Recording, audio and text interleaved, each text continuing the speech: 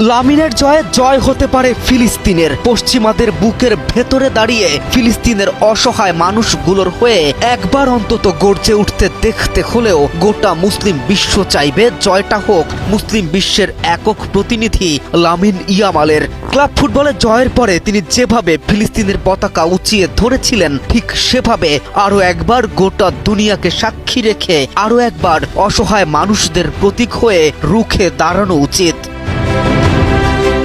খেলাধুলা অরাজনৈতিক, খেলাধুলায় ধর্ম টানা ঠিক নয়, এমন সুশীলতায় যারা বিশ্বাসী তারাই খেলাধুলাকে পুঁজি করে এবারের আসরে ছড়িয়েছে সীমাহীন নোংরামি, পদে পদে হাসিল করেছে রাজনৈতিক স্বার্থ, ধর্মীয় স্বার্থ।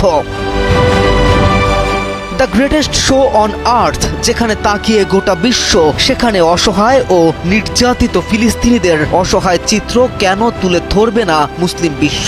এটাই কি সেরা মঞ্চ নয়? যারা চোখ থাকতে অন্ধ, যাদের বিবেকবোধ জাগ্রত হয় না, যারা চোখে দেখেও দেখে না গাজায় শিশুদের অসহায়ত্ব, তাদের চোখে আঙুল দিয়ে দেখিয়ে দিতে হলেও লামিনের বিশ্বকাপ জেতা উচিত। পূর্বের ন্যায় এবারেও জয়ের পরে